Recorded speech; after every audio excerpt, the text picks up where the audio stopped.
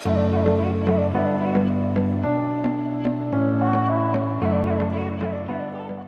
Hello friends, நம்ம இன்றைக்கி ஆரோக்கிய milk 1/2 kg வச்சு எப்படி பால்கோவா செய்யலான்றதை பார்க்கலாம். நான் வந்து இந்த மாதிரி அகலமான பாத்திரம் எடுத்திருக்கேன். இப்போ இதில் பாலை கட் பண்ணி சேர்த்துடலாம். இப்போ இதை அடுப்பில் வச்சிடலாம்.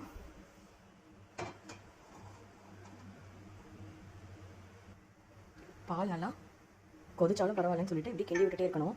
ஆடையெல்லாம் வந்துச்சுன்னா இப்படி சுரண்டி விட்டு மறுபடியும் அந்த ஆடையை பூரா நடுவில் வச்சு விடணும். அப்போ தான் பால் வந்து கடைசியாக கெட்டியாக வரும், நல்லாயிருக்கும் பால்கோவா.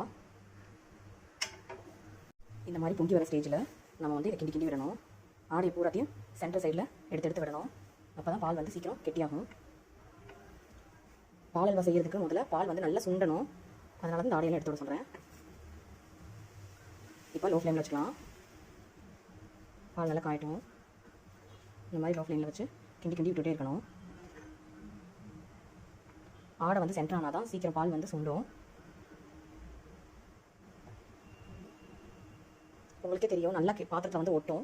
அந்த மாதிரி ஒட்டுற ஸ்டேஜில் நம்ம வந்து இப்படி அதை எடுத்து விடணும்.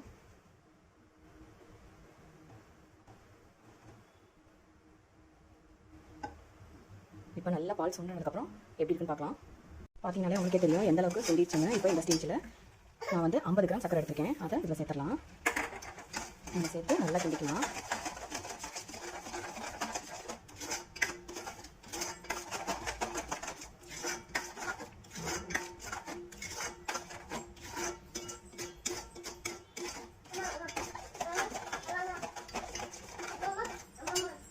இப்போ நான் இந்த மாதிரி நட்ஸை வந்து பாதாமையும் முந்திரியும் இந்த மாதிரி இடித்து வச்சுருக்கேன். இதை நெய்யில் வறுத்தரலாம். நான் வந்து கொஞ்சமாக நெய் சேர்த்துருக்கேன். இப்போ நம்ம இடித்து வச்சுருக்கிறத அதில் சேர்த்துடலாம்.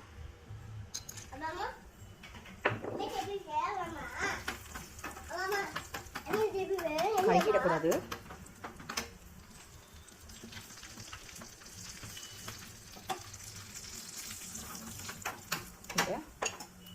இப்போ நம்ம வறுத்த நெய்யை வந்து இதில் சேர்த்துடலாம். சேர்த்து இதில் நல்லா வதக்கி விட்டுக்கலாம். இதை வந்து ஒரு பாக்ஸில் ஸ்டோர் பண்ணி வச்சுட்டு நீங்கள் வேணுன்றப்ப எப்போ வேணாலும் சாப்பிட்டுக்கலாம்.